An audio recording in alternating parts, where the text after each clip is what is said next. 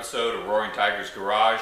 Today we're going to be working on Trey's 2015 Porsche 911 GT3. We're replacing front rotors and brakes today. He tracks the car a lot, so it's time for new brakes and rotors.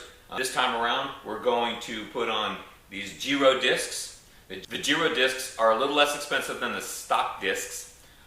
In addition to that, you're going to get a little bit improved performance. But most importantly is that these is a two-part disc. It's a two-part setup, and they have what's called the hat here and the disc here. And when in the future, when the discs wear out, he can replace the discs, but not the hats. The hats are reusable. So that's very important, and it costs you less money in the long run. So let's get to it. All right, so we're getting ready to break loose the front wheels on the 991 GT3. These are center lock wheels. By the textbook, you need to have someone on the inside on the brakes, but the brakes are not warm on this car because we're going to work on them. So we have the car still on the ground. We've already released the inner lock here. You push it in and give it a little quarter turn to unlock it. And now we're going to put the torque wrench on it just to break them loose before we get it up in the air.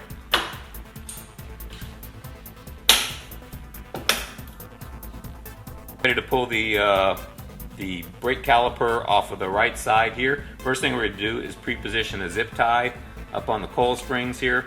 That's going to hold our brake caliper once we get it off the front hub assembly. After that, next thing we're going to do is disconnect the brake sensor. As you can see, we've got these brake wear sensors here on the outside here. Trey's unplugging them right now and unclipping them from the hydraulic line, because that will all come out when we pull the brake pads out of the other side. Alright, the next thing we're going to do in preparation here is we're going to remove two 10mm bolts. There's a bracket here on the back side of the strut that holds the hydraulic lines for the brakes. It holds the brake sensor lines as well as all of the stability control sensors.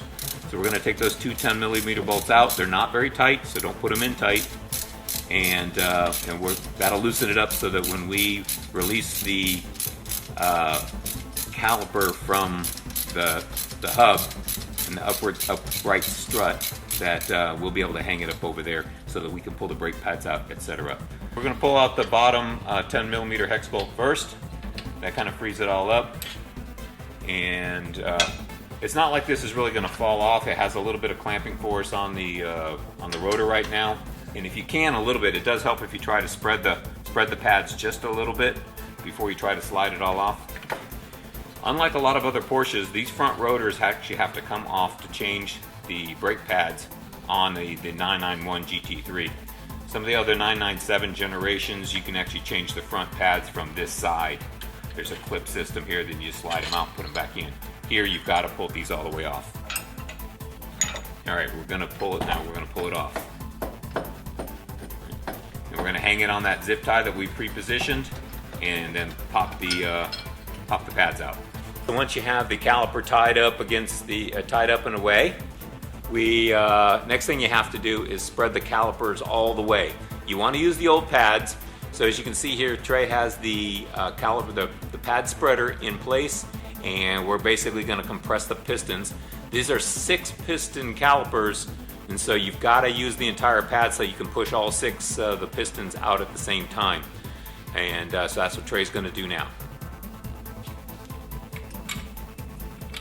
Pistons are fully compressed. We're going to remove the pad spreader and then drop out the 2 old brake pads. They're kind of spring-loaded in there. You'll understand that. It's pretty easy to snap them out. Next, we're going to remove the 2 screws that hold the brake rotor onto the hub. It's a T30, 30 Torx. They're hand tight. All they're doing is holding on the rotor onto the hub while you put the caliper on. They do not need to be super tight, so don't crank them on when you put them back on. And the rotor just comes right off. So here we have a little comparison of the 2 type of discs. On the right you have the new Giro, what they call slotted disc. Okay, and on the left is the original Porsche stock drilled rotor. Now we're going to zoom in here a little bit and take a look at some of these cracks. Look at some of these cracks and see where they are. See how they're extended on either side of the holes. All right, and I'm going to slide over here. There's this other one here. You can see it's starting to crack towards the edge, and it's the inner edge. But there's some on the back that are closer to the outer edge. When these things get to the start of the outer edge, then that's when you really are going to have problems, and you risk the chance of the rotor actually fracturing while you're driving, and that causes all kinds of damage and, of course, your personal safety. Here's the new rotor going on. Again, we're going to put the T30s back on here, and they're just going to go on hand tight. Also note that there are left-hand and right-hand rotors.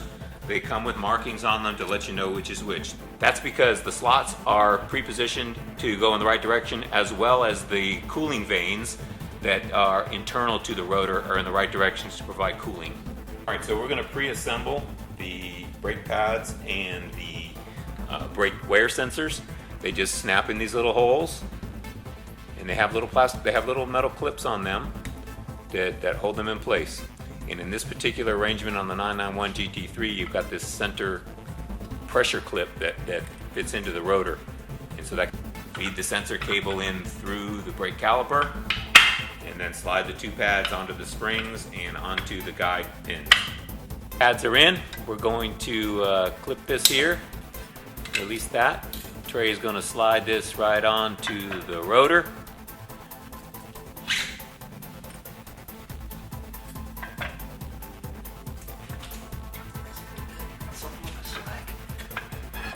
All right, and then he's going to put the two bolts in right there. And we're going to torque those bolts to 63 foot-pounds. Note the use of counter torque that Trey has with his left hand to make sure you have true axial turning and true axial torque on the fastener. At this point, we're going to reattach the bracket in the back with the two 10mm bolts. Again, these are just 10mm bolts that are threaded into an aluminum strut.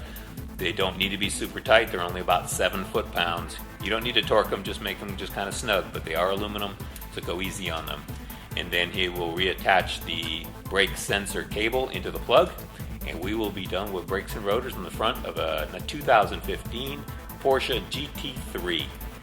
We're now reinstalling the wheel on here. These are center lock wheels. We do not have carbon ceramic brakes, so these just sit on the 5 pins that are on the rotors, and then you thread the center lock unit onto the center hub. So once you get it started, note that you have to have the adapter on there because it's actually holding. There's a center lock. These are called center locks, but actually in the center of this is another lock system here. See how Trey's plunging it in there? That has to be plunged in so that it doesn't engage with the splines, and so you have to put the adapter in to thread this in place.